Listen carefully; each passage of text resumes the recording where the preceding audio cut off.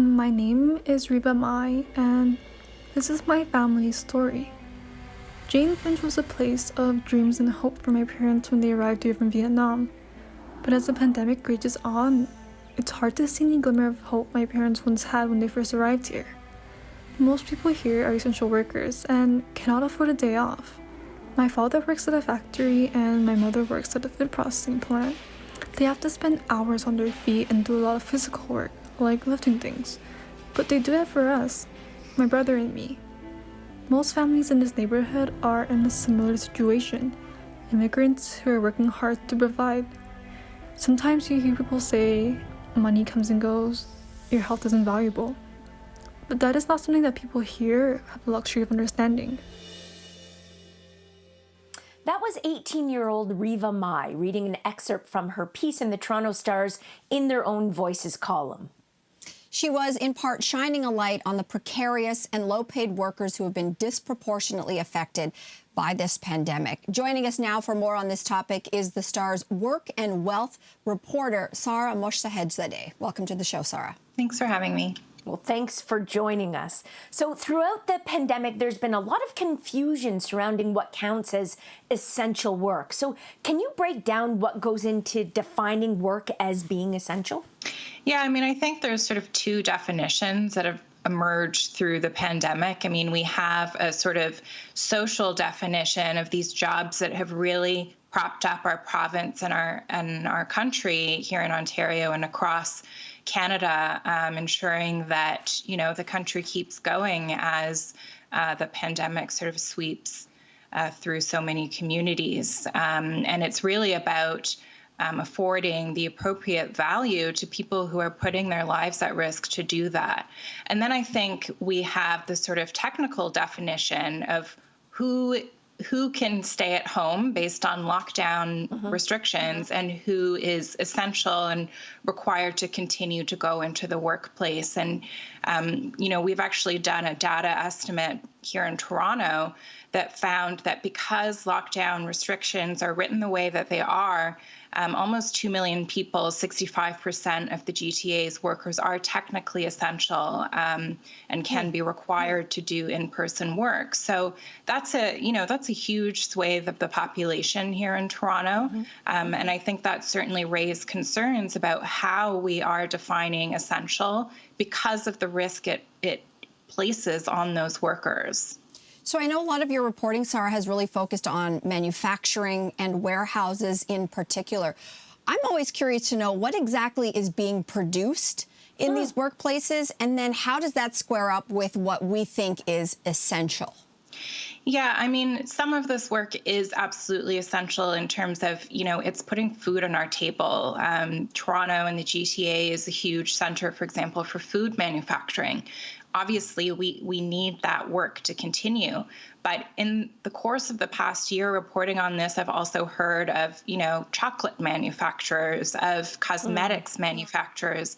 Deciem is one company that the Abnormal Beauty company, some of your audience might recognize that brand name. That's a company that's been open throughout the pandemic. It has been subject to some pretty significant caseloads here in Toronto.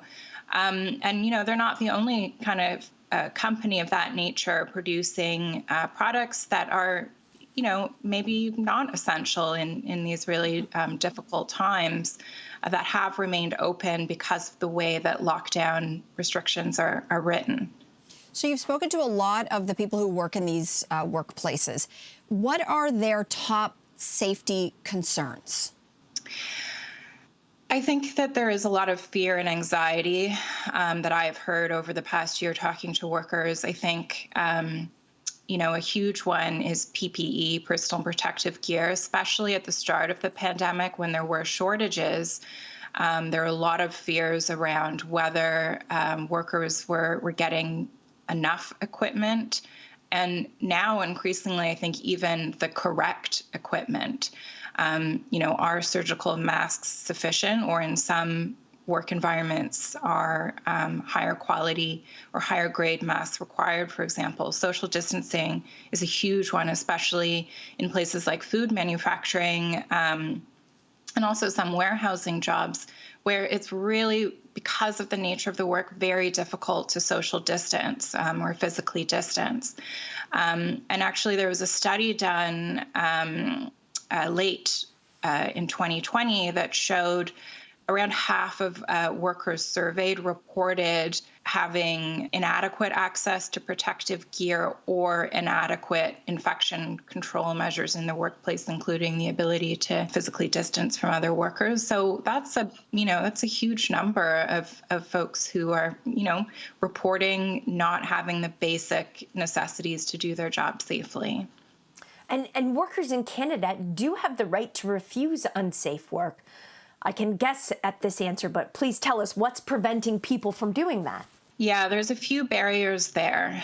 One is that in some of the most critically impacted sectors like healthcare, the right to refuse unsafe work is limited. So in these sort of really essential sort of emergency-oriented sectors, there is less of an ability for workers to refuse unsafe work. Beyond that, in other sectors like manufacturing and warehousing, these are jobs that are often very precarious. Let's take warehousing as an example. A big reliance on temp agencies, very low union density, only 8% of workers are unionized in the GTA, for example. And that makes it really difficult to be the one who stands up and says, I'm not doing this. If you're worried that you're not going to be called back tomorrow or that you could lose your job immediately, even though there are anti-reprisal mechanisms technically, as a low-wage temporary worker, someone who maybe doesn't speak English as a first language, is new to the country, you probably don't feel particularly secure or protected in a practical sense. Sara, what kind of punishment can companies face for having like an unsafe work environment? Yeah, I mean, every employer is legally required to offer their workers a safe workplace.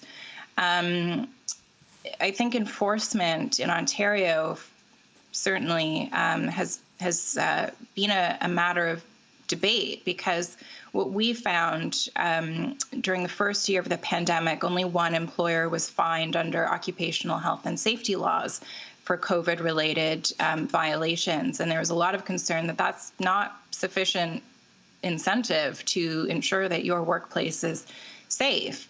And when you combine that with, the sort of studies that have shown the lack of protective gear, the issues around infection control, that is a pretty bad combination. Enforcement has ramped up, I think, in Ontario. We've now, since the beginning of January, seen around 500 tickets issued to employers.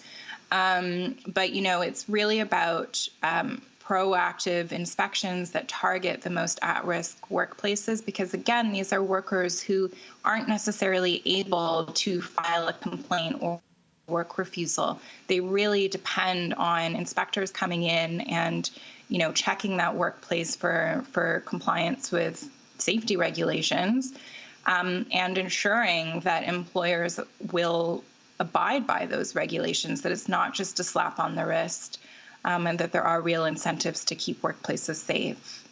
Well, you've been reporting on labor for 6 years at the Star, so I'm really curious to know, what was the public's interest in this subject when you started versus how it is now? How much has it changed, if any?